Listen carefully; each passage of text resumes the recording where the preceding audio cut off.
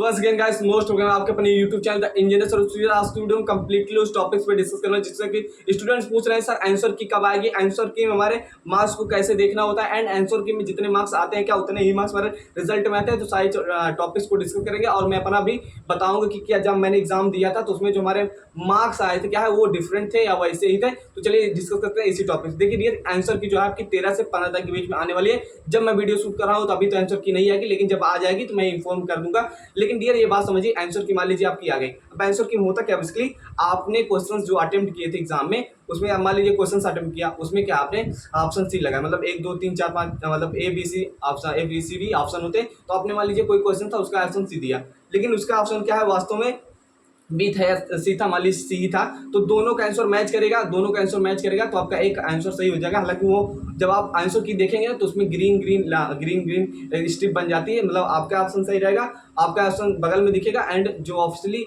सही रहेगा वो भी क्या है दिखेगा बगल में। तो वो आप समझ जाएंगे, इतना ज़्यादा टेंशन लेने वाले नहीं। जब आप देखेंगे कि आपके क्या है आंसर की आगे एंड क्वेश्चन आप मिला रहे होंगे, तो जब क्वेश्चंस मिला रहे होंगे तो आपने देखा मान लीजिए कि आपने 100 क्वेश्चन अटेम्प्ट किए थे, उसमें से आपके 60 या 70 क्वेश्चन सही हो, लेट्स सपोज दैट आपके 80 क्वेश्चन सही हो गए।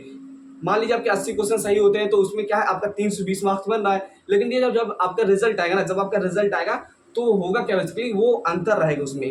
क्योंकि मैं अपना बताना चाहता हूँ, जब आप 80 क्वेश्चन अटेम्प्ट करेंगे और आप 320 नंबर होगा, क्योंकि 4 नंबर का क्या है एक हमारा क्वेश्चन होता है, तो 4 नंबर का एक क्वेश्चन होगा, 320 मार्क्स होने चाहिए, लेकिन मार्क्स में डिफरेंट आता है इसलिए डियर क्योंकि नॉर्मलाइज स्कोर आता है। क्या नॉर्मलाइजेशन होता है बेसिकली इसी बीच हमारे जब आंसर की आ जाता है तो आप अपने मार्क्स ऐड कर लेते हो, लेकिन जब आपका रिजल्ट आता है तो डिफरेंट रहता है। कैसे डिफरेंट रहता है, देखिए आपका जी का जो ऑफिशियली क्या है एग्जाम हुआ है तो कई शिफ्टों में हुआ है, तो उसमें क्या है कोई शिफ्ट हार्ड आई थी, कोई शिफ्ट क्या है डियर एकदम नॉर्मल क्वेश्चन आए थे, मतलब उतना नहीं फिर भी ऐसा होता है। तो उसके लिए नॉर्मलाइजेशन लाया जाता है। नॉर्मलाइजेशन में होता क्या है मार्क्स इंक्रीज करते हैं और डिक्रीज करते हैं। तो कैसे इंक्रीज करते हैं, जैसा कि कोई शिफ्ट बहुत हार्ड थी, क्वेश्चंस बहुत दमदार थे, तगड़े क्वेश्चन थे, उसको क्वेश्चंस अटेम्प्ट नहीं कर पाए स्टूडेंट्स, तो वहाँ क्या नॉर्मलाइजेशन होता है, बच्चों को मार्क्स थोड़ा बहुत 10-20 मार्क्स जैसा मतलब शिफ्ट रहती है ज़्यादा हार्ड रहेगी तो मार्क्स मिलते हैं। तो यहाँ नॉर्मलाइजेशन होकर के आपका मार्क्स मिलता है। तो रिजल्ट जब आप आएगा तो रिजल्ट में बेसिकली आपका मार्क्स रहेगा और आपका क्या है रैंक रहेगी। तो वो नॉर्मलाइजेशन स्कोर रहता है। जैसे कि मैं जब एग्जाम दिया था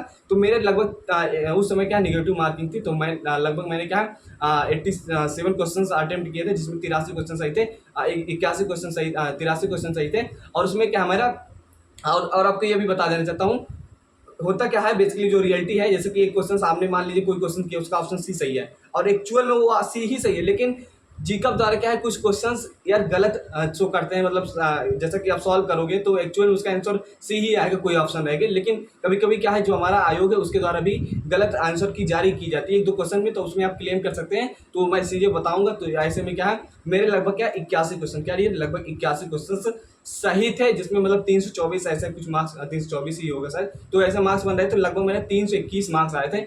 तो ये कह सकते हो कि नंबर यार घटते बढ़ते हैं। तो रियलिटी मैंने आपको बता दिया ऑन कैमरा, तो इस चीज़ को समझिए। उस समय नेगेटिव मार्किंग थी, सारे क्वेश्चन अटेम्प्ट नहीं कर सकते थे और रैंक तो अच्छी खासी आई थी। रैंक भी बता देना चाहता हूँ, रैंक आई थी मेरी 163वीं रैंक आई थी डियर। तो पॉलिटेक्निक की बेस्ट ब्रांच बेस्ट कॉलेज में मिला था, तो कोई बड़ी बात नहीं। गवर्नमेंट पॉलिटेक्निक लखनऊ का स्टूडेंट्स हूँ, ऑलरेडी आप जानते हो डियर। तो काउंसलिंग वगैरह कराना होगा, जानकारी चाहिए गवर्नमेंट पॉलिटेक्निक लखनऊ के बारे में, तो मेरे चैनल पे जाकर के देख लो, एक एक चीज़ मिल जाएगी और पूरी डिटेल्स पूरा यहाँ का डाटा मिल जाएगा मेरे चैनल पे। तो आपको मैं वो सारी चीज़ बता दूंगा। हालांकि भी टॉपिक्स पे डिस्कस करते हैं तो ऐसे ही कुछ रहने वाला है। मार्क्स बढ़ते भी हैं घटते भी हैं। मेरे तो 3 मार्क्स घट गए थे, रियलिटी बता रहा हूँ। ऐसा नहीं कि मैं बता दूँ 10-20 मार्क्स बढ़ गए थे, तो कुछ स्टूडेंट्स के बढ़ते हैं और 10-20 मार्क्स बढ़ भी जाते हैं। तो यहाँ से आपका जब आ जाएगा क्या आंसर की, तो आपके मार्क्स ऐसे क्या है थोड़ा बहुत बढ़ेंगे घटेंगे शिफ्ट के अकॉर्डिंग, जैसे कि हार्ड रहेगा या नॉर्मल रहेगा।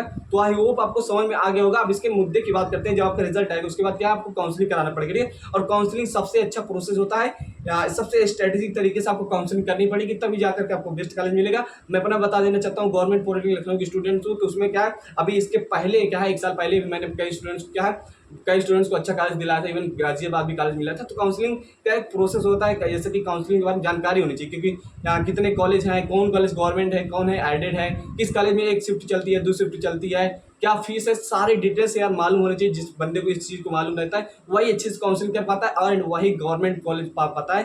तो मेरे पास देखिए इन्फॉर्मेशन अच्छी खासी, क्योंकि मैं सभी कॉलेजों के बारे में जानता हूँ, कौन एडेड है, कौन पॉलिटेक्निक, कितने कहाँ कॉलेज है, तो ये सारी चीज़ ऑल अबाउट जानता हूँ। तो काउंसलिंग कराने के लिए यदि चाहते हो करा दें तो हम आपका काउंसलिंग कर देंगे, कोई उसमें बड़ी बात नहीं। हालांकि मैं इसमें सेपरेट वीडियो बनाऊंगा काउंसलिंग करते समय क्या बातों का ध्यान रखना चाहिए कि ब्रांच कौन सी चूज करनी चाहिए, कौन सी ब्रांच से पॉलिटेक्निक करना चाहिए, ऑल अबाउट जितने भी टॉपिक्स रहेंगे उस पर डिस्कस करूंगा। ये वीडियो काफी ज्यादा इंपॉर्टेंट है यार, जब काउंसलिंग होगी तो मैं आपको इन्फॉर्म कर दूंगा। चैनल पर नए हो दोस्त प्लीज चैनल को सब्सक्राइब कर लो और एक अच्छा कॉलेज पाने के लिए मेरे साथ जुड़े रहिए। कमेंट कीजिए कि सर हाँ हमें गवर्नमेंट पॉलिटेक्निक कॉलेज पाना है, सर हमें हमारी काउंसलिंग कैसे करना है, सर आप मुझे बता देते हो, मैं सब गाइड कर दूँ, क्योंकि मैं ऑलरेडी कंप्लीटेड हूँ diploma polytechnic from civil engineering branch from government polytechnic. मिलते हैं नेक्स्ट वीडियो, तब तक के लिए bye bye, okay take care. Channel पर तो प्लीज चैनल को सब्सक्राइब कर लो।